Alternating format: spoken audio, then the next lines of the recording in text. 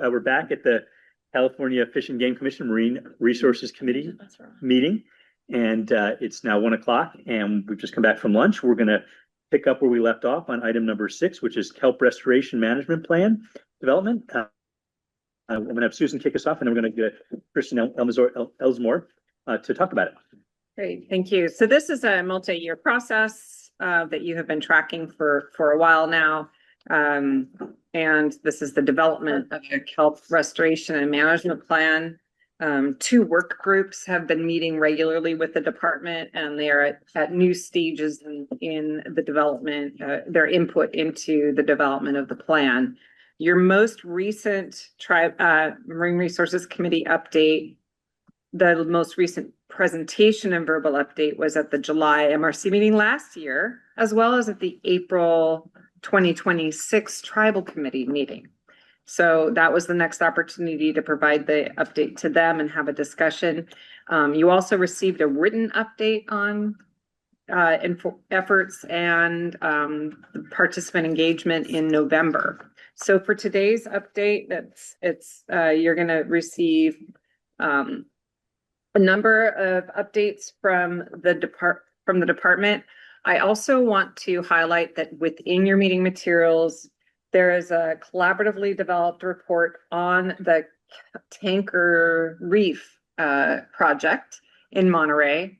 And so thank you to the team that worked on that, the department, Keith Rootsart and others. So I just got an echo. Yeah, I was apologize. I don't know why. Okay, go ahead. Perfect.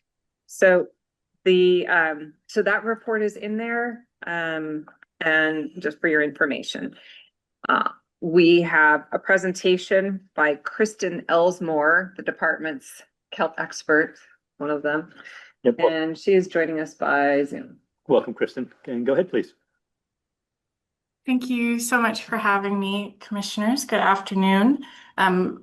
I'm going to keep my camera off because I'm having a little bit of technical challenges. So, but we'll go ahead and jump right into it. Thank you so much for, oh, pardon? I'm saying we can see your presentation, so go ahead. Great. Okay. Thank you so much. Next slide, please. All right, to get us started for today's agenda item, I'll be providing an update on the development of the kelp restoration and management plan, including an overview of the development process, a working timeline for progress to date, as well as a look forward into the next phase of the development process. Next slide, please. Oh, pardon, sorry. Back one slide, sorry.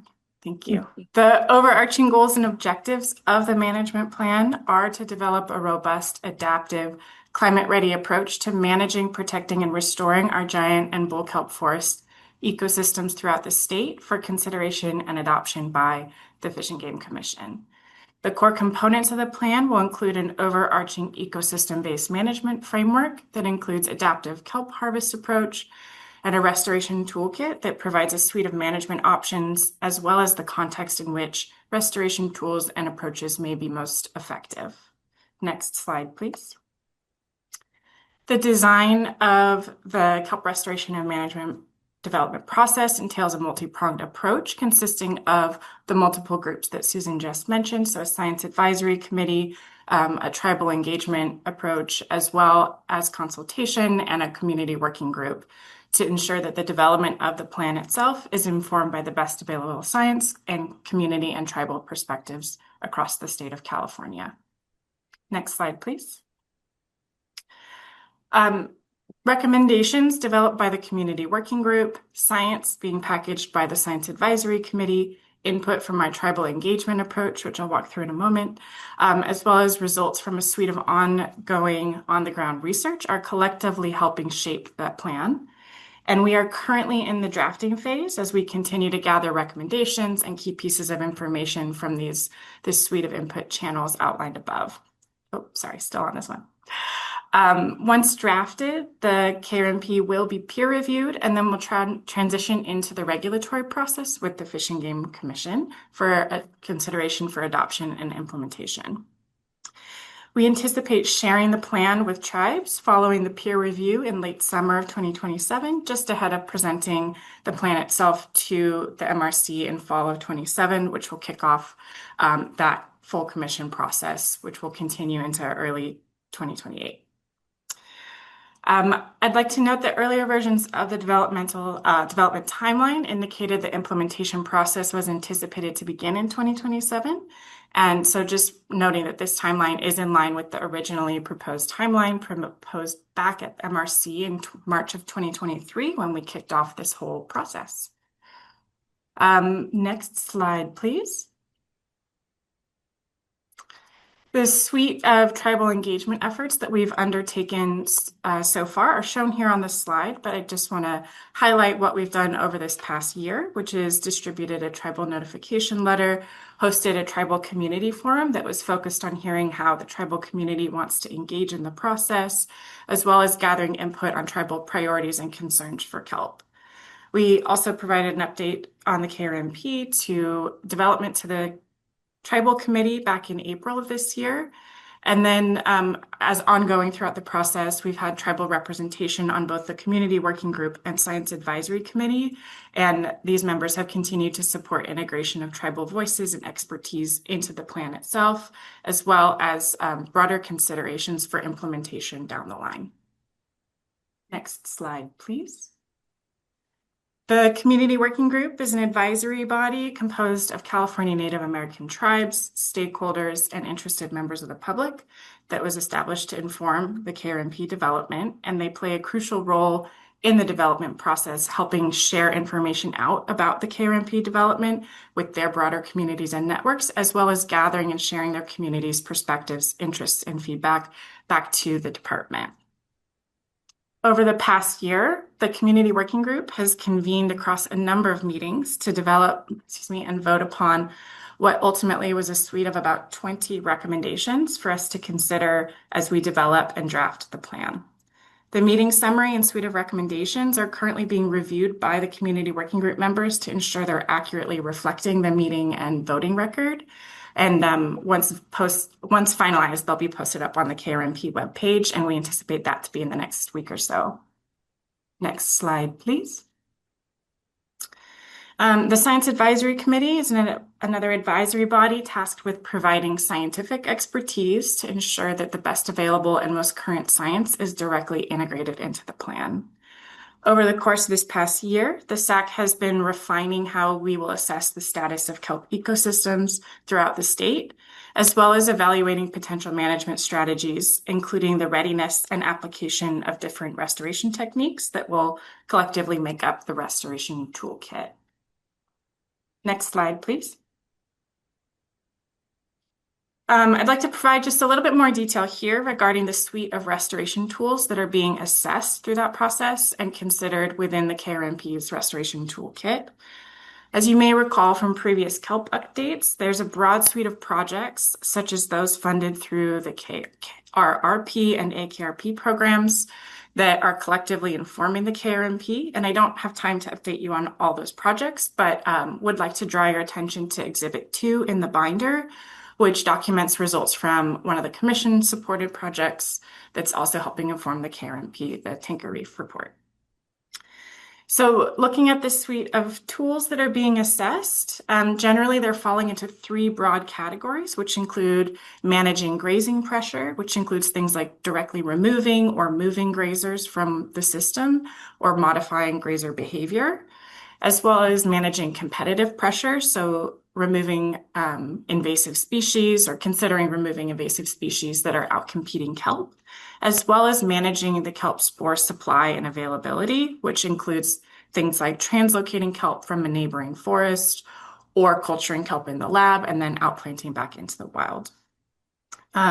There's also some approaches that I just want to acknowledge are outside of the scope of the KRMP based on their management falling within other facets of the department, such as MPAs and artificial reefs, or outside of the department's management authority, such as managing sea otter populations, which falls within the U.S. Fish and Wildlife Authority.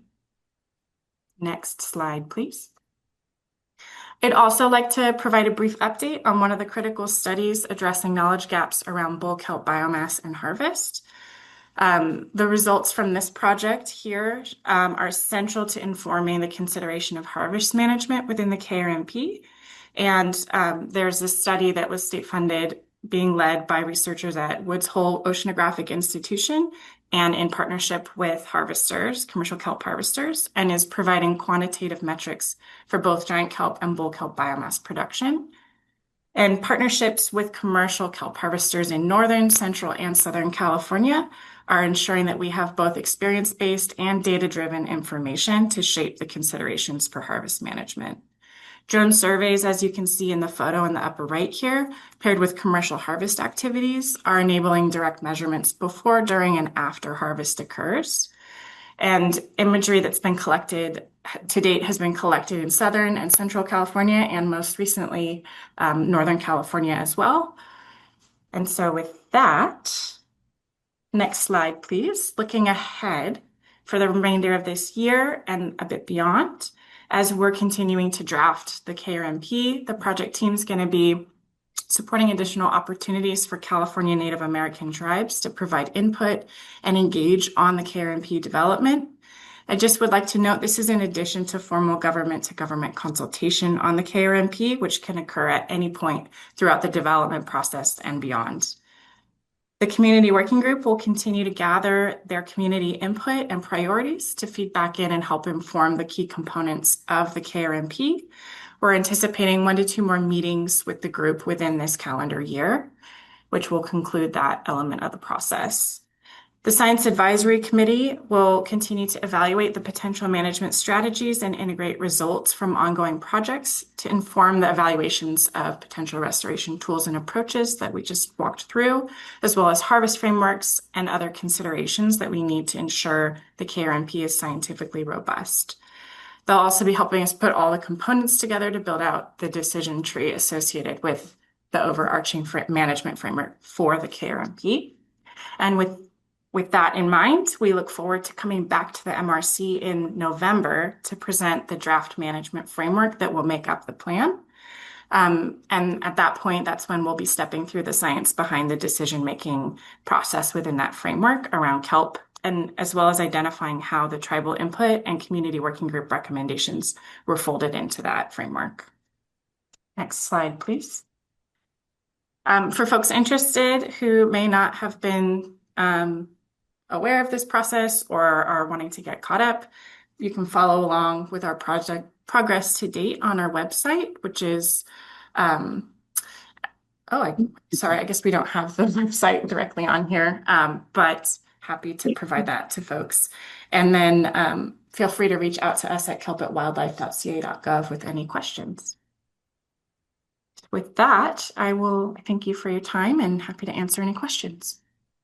Thank you, Dr. Elsmore. I really appreciate it. We appreciate all your long and hard work on this. And it feels really good, like we're starting to reach a critical point in the process, which I think everybody will be happy to hear. So thank you very much. Thanks. And with that, Samantha, how many people in the room do you have who'd like to speak on this issue? Would anyone like to speak on this issue? Just had a question. We've just got one speaker and it is Katie and she has a question. Hi. I'm sorry, it was my fault. We do have a presentation real quickly that we're going to go to, but I do want to, we'll come right back to you, Katie. I apologize. I do want to ask anybody who's online and would like to speak on this to raise your hand on Zoom or press *9 on your phone if you're on a phone, and we'll get to you in a few minutes. And with that, I'd like to go to Keith Rustart, who's got a 3-minute presentation for us. Keith, you there? I am here. Yes. My presentation is to address the Tankers Reef report, which Dr. Elsmore was going to present as well, I think, or maybe she's not. I don't know. She didn't, so I guess she's not. Okay. Well, can we pull up my presentation then, and I'll speak to that?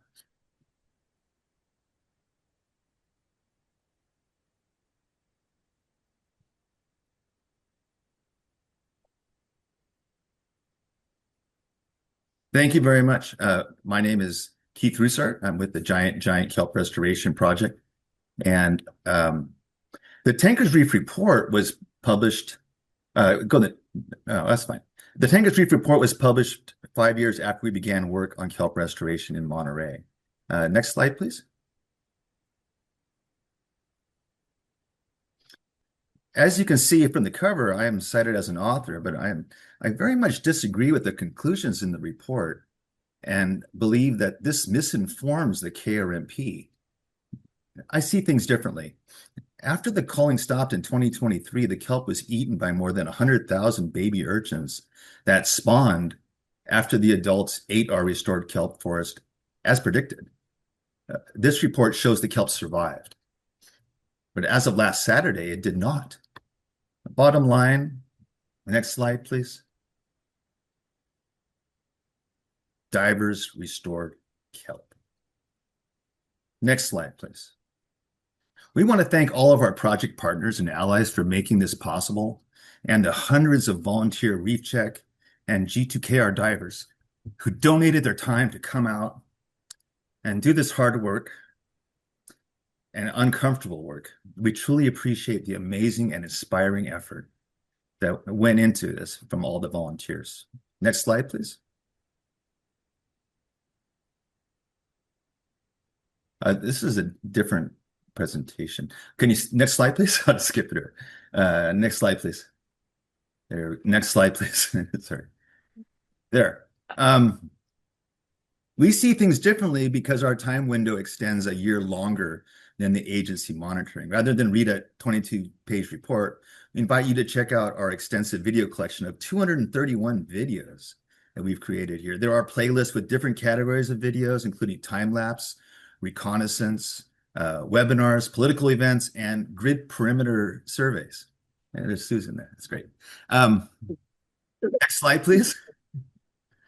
The grid perimeter surveys were accomplished with the GoPro Hero by swimming around or using a diver propulsion vehicle to follow the grid perimeter counterclockwise so you can see the differences over 5 years.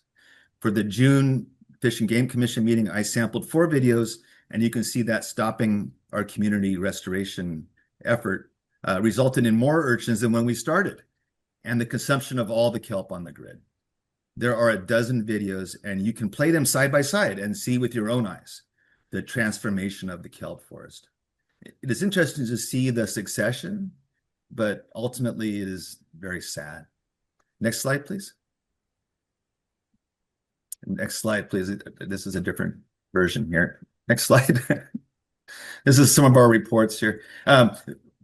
I'll talk to this just a second. We have a lot of information that we want to make available to everybody who's interested in this project, including space and time information about the boundaries, the buoys, the wayfinding, benthic substrate, urchins and kelp, and culling activities, invasive species, marine artifacts. And we have video GPS tracks of all of this whole area over time. So, next slide, please. Let's just skip this. Next slide. You don't want to see this. Next slide. Apologies for that mistake. Yeah, thank you, Melissa. I changed it on the last minute. It's my doing. It's from not feeling well and trying to skip things. Next slide, please. This is kind of interesting. I'll talk about it since it's here. It's kind of hard to visualize temperature and sunlight over depth. So we have created this whole new kind of graphic for this, which is a curtain. And the buoys, there's a buoy there, and it has temperature loggers on it at 1 foot, 15 foot, 25 feet, and 35 feet. We've been monitoring it for a long time, 6 months. And we have some time here. This is from the earlier in 2023. And you can see these stripes in it. And that's when there was marine heat waves. And that's when it was, 63 degrees at the surface during this time. And you can see where over time it kind of petered out. And then the sunlight kind of did the opposite effect, and where it was less sunlight at depth. And this is important because sunlight's important for kelp. And if you don't have sunlight, the kelp won't grow, depending on where it is in its life cycle, whether it's on the bottom or if it's a canopy. And we can certainly get that to you if you like. Next slide, please. And this one, at the April regional meeting, I mentioned to Samantha that natural bridges used to have an inner arch. And I found this picture of 3-year-old me and my grandmother before the inner arch, and it collapsed in 1980. And the coast of California has definitely changed dramatically over time, but that little boy is as determined as ever. Thank you. Thank you, Keith. Thank you as always. Appreciate it. So with that, I see I'm going to go to the hands online first. So we're going to go to Annie and then Dan. Annie, please go ahead and unmute yourself. Hello, can you hear me okay? Yes, we can. Go ahead, please. Great. Good afternoon, commissioners and staff. I'm Annie Bauer-Civiello from Reef Check. I was one of the people who assisted with the report, and I just wanted to offer my time to answer any questions you might have. This is specific to the Tinker's Reef project. I also thought it might be helpful to provide some context around the report numbers and kelp and urchins, and to bring how Tinker's was doing compared to the surrounding sites in Monterey. We have 7 sites along Cannery Row that kind of surround Tinker's Reef that we've been monitoring since 2006. Before the heat wave, giant kelp stipe densities averaged between 2 to 4 meters per squared across those 7 sites. And at its highest, Tinker's Reef reached approximately 2 stipes per meter squared by 2023. So that means that the kelp densities at Tinker's were within the realm what was observed at Monterey sites before the heat wave, which speaks to the success of the project. At the same time, this is at the same time when 3 of our long-term, of the 7 of our long-term monitoring sites had turned into barrens. And I also wanted to note that these other sites have substantially different substrate and consist of granite rather than slate, which is considered better for kelp.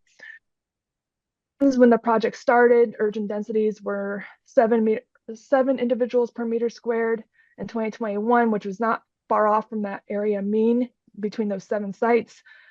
And then in 2025, as of our last survey, they rose again to about the same as the area mean within those last sites.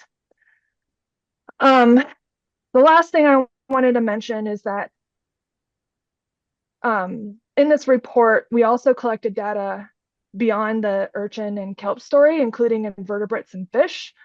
And it's important to note that our preliminary review of the data, we didn't see any meaningful changes in invertebrate density, but we did see some significant increases in the young of the year rockfish.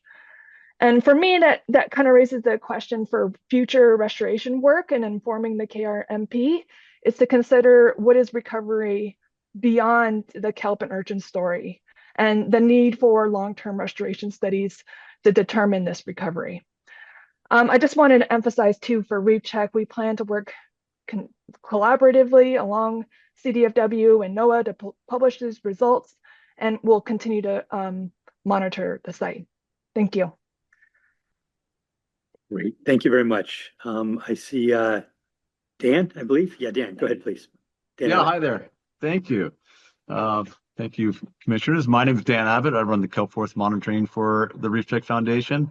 And I also wanted to speak about the Tinker's report and provide a little bit more context and colors. I think it's a really incredible project and report. So I was heavily involved in this project as part of the original advisory team, along with James Ray and Mike Escrow and Steve Lonhart and Jan Freywald, and of course, Keith Russart. I helped develop the study plan. I installed the physical grid, and I oversaw the monitoring and personally conducted a lot of it as well. I've spent a lot of time underwater at Tankers in the last five years. Keith Russart is a longtime Reef Check volunteer, and before the heat wave, when he transitioned to kelp restoration, he was my #1 volunteer and instructor.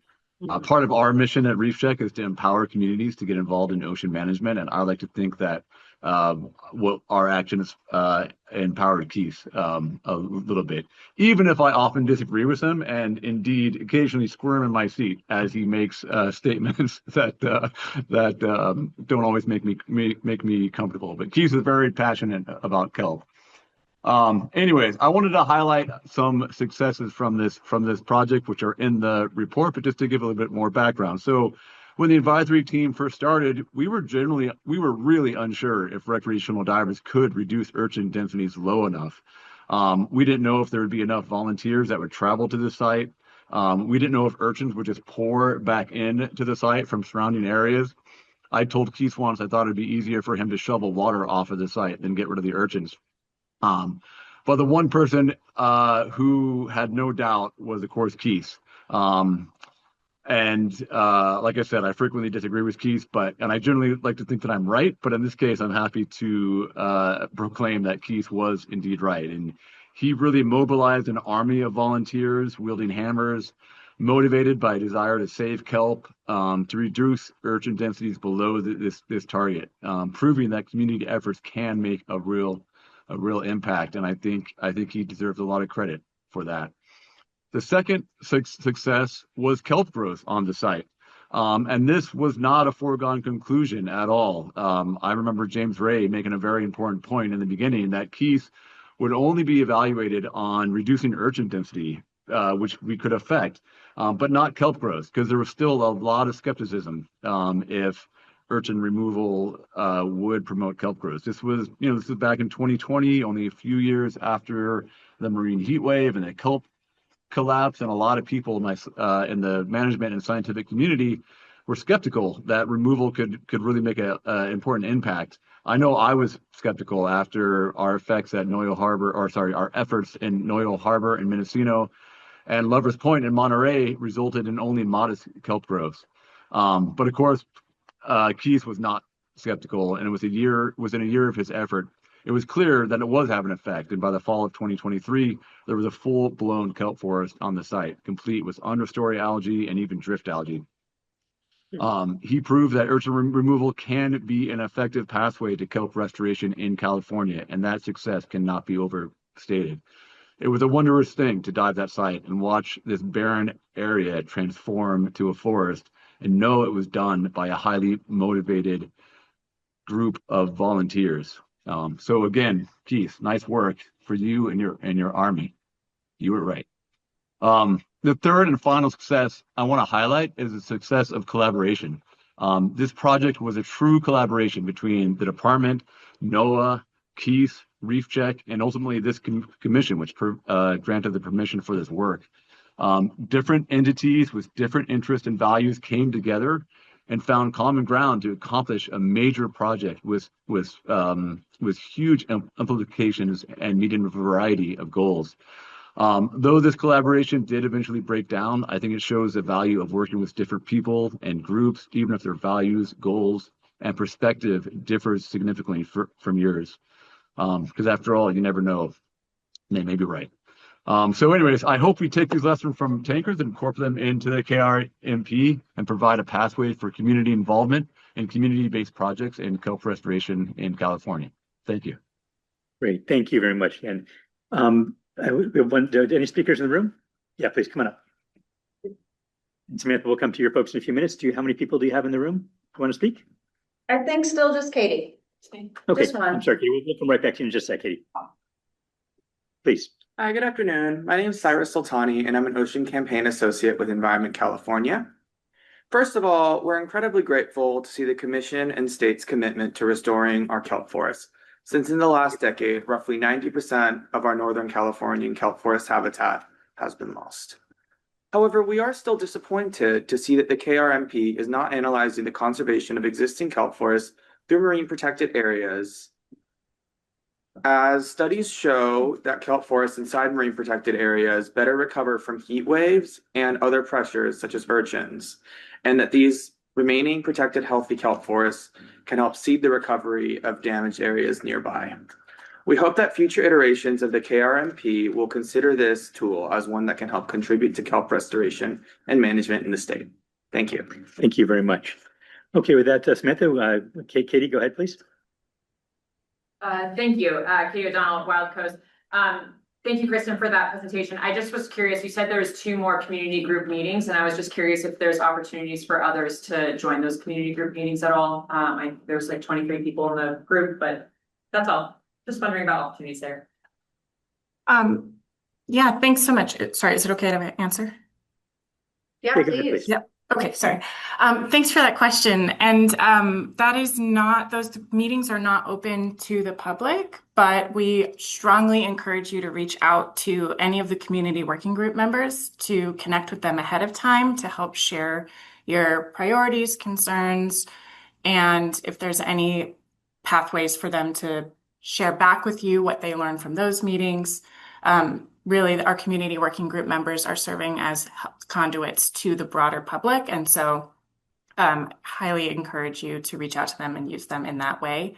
I see, of course, Dan and Annie are on here. I'm not sure if Jan Frywall is joining us. I don't see any other community working group members on the call right now. They might be on here. So happy to connect you with any folks if you see the list of names and want to get connected with specific people and don't have their info. Feel free to just reach out at Kelp at Wildlife and we can get you in touch. Sounds good. Thank you. Yeah. Anybody else in La Jolla? No. Okay, Commissioner Murray, I assume you feel the way I do, that, really feel that this is moving along and that to look forward to the next year and a half or 2 years as we really get to the final plan. Yep. Okay, good. All right, Thanks, with that, Paul. we're on to Keith, updates please. and administrative. Hello, Keith Rootsart, Giant Kelp Restoration. I was planning on driving to La Jolla yesterday, but I became sick following a 90-foot dive at Point Lobos on Sunday, and I couldn't make the trip, but it looks like a real party there. I wish I had made the trip. I'm crew on the Beach Hopper 2 dive boat, and on most weekends, you can find me out on Monterey Bay pushing divers into the water and ensuring they safely return to the boat. While on station, I dropped the soil temperature logger down and I record the temperature and sunlight at depth. And I posted 75 readings in written comments, and I have more to share, and I'll keep doing it. Long story short, the ocean is too damn hot. It may be too hot for kelp to grow. And we all have seen those timelines with the red lines where the ocean changed dramatically following the blob of 2014 to 2016. A decade later, blob number 2 is upon us. This time starting earlier in the year, and predictions are that this El Nino will be more severe. Our entire perspective on kelp persistence and resilience is going to change.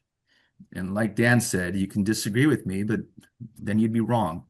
Plans for the KRMP should include finding more climate acclimated kelp from southern regions and testing their survival in the northern regions. Thank you.